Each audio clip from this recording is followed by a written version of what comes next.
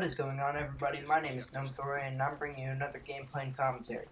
This time I'm playing Domination on Underground using the ACR suppressed with not Extended Max, just ACR suppressed. And this is actually going to be my best game to date. Not kills wise, but KD wise. I go 45-0 using the Assault Strike package, and I was actually pretty happy with this game. Though I did get 23 kills, I was running Hardline, so I'm not sure if I was one off the Moab or if you only get it on 24-point streak if you are running the Specialist package, but if it's 24 with Hardline, I was one off. And I probably could have gotten it, but I got really, how do I say this in loose terms so the community understands the YouTube. I started camping a lot, and that benefited to my success, but it also kind of took me somewhat out of the game. Didn't really give me the opportunities I could have had. Potentially I could have gotten a Moab, I'm not sure. Knowing me, I probably would have screwed it up. I would have seen like a cluster of like 6 guys and then decide to shoot the one guy who's not looking at me, and then they all kill me. So that's just how my like mechanical or my mind works. I'm not even sure if it's like function, kind of like goes in weird patterns and stuff. I'm not even sure what happens. Anyway, that is kind of what this gameplay is. And I just want to give you a little bit of background knowledge to this gameplay. I came into this game with my prestige challenge being I need to get 1 kill with a Predator missile in order to get 250 total kills with the Predator missile, and I'd get 5,000 XP. So I'm like, 3 XP from 1 Predator missile, 4 kills, how hard can that be? So I get my Predator missile, I don't get a kill. And then I'm like, well, I'm already running the assault package, I'm just going to go with my Pavlo, and I was going to switch to my specialist class after, my specialist ACR class after this game, and well, I never got to switch to my specialist ACR class, which actually, I'm not sure if I should be sad about that or if I should be happy about that, but here I get my payload, my first one, and I'm stuck with this USAS 12, which is, puts me in quite a predicament. As you could see earlier, I was stuck in between B and C, and they had B and C, and I was kind of like, I have a USAS 12, what am I going to do now?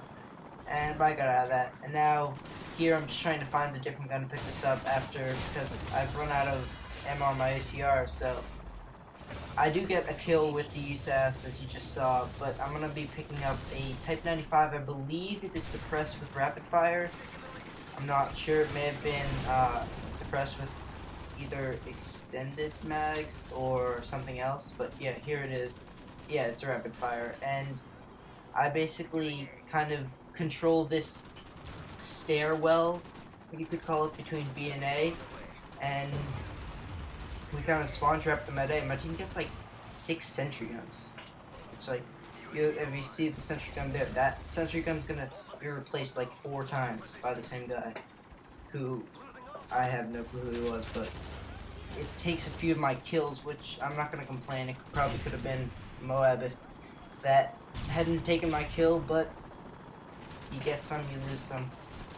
So the reason I feel I did so well in this game was most likely because of my kill streaks, which is kind of what I wanted to talk about today, about what kill streaks are overpowered, and I mean, I know it's not really possible to balance kill streaks like it is to balance guns, though I will talk about that in a minute too. But there are some kill streaks I feel are a little overpowered. For example, in hardcore, if somebody gets an AC-130, now, granted, that's hard to get if you're gonna be one-shot kill from almost any gun. If someone gets an AC-130 in hardcore, it's almost impossible for you to avoid dying from it.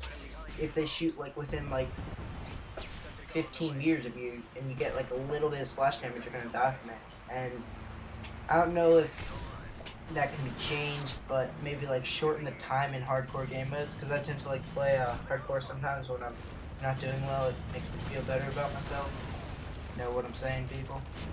And yeah, so that's what I want to talk. And also the Pavlo is some people say it's overpowered, but I don't really think it's overpowered as much as it is kind of just there, and it's gonna be powerful because it's such a big aircraft, but you can shoot down a lot easier. And if you run, what I think is actually pretty fun to run just because you can, is if you run the AH-6, or no, you run the attack helicopter AH-6 Overwatch, and then you run the Pavlo.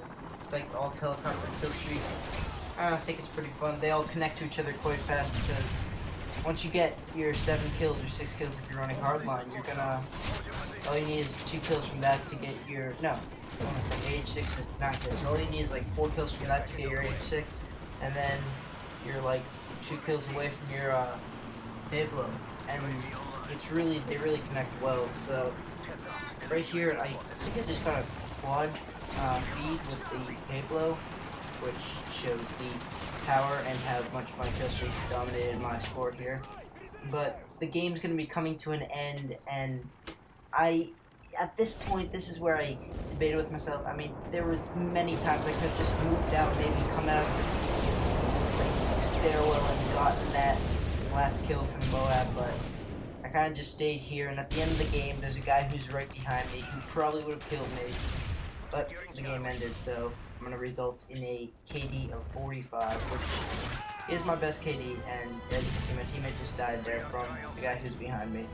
But I'd like to thank you guys for watching, and as always, make sure to leave a comment, thumbs up the video, and subscribe if you haven't subscribed already.